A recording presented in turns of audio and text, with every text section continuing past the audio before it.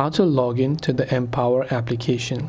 If you want to log into the Empower Cash Advance and Credit app, it is very simple, but first you must make sure that you have already registered an account on it.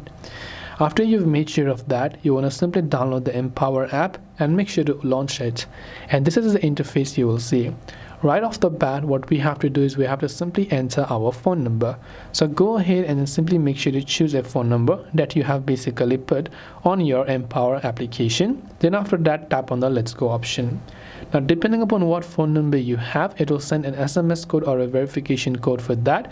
Then after that, you have to simply go ahead and then make sure to actually enter the phone number code. And just like that, you should be able to go ahead and then basically verify the code, enter your password and other login details, and you'll be able to go ahead and then log into your Empower app. So I hope that this video helped you out. If you have got any further questions, feel free to leave them down.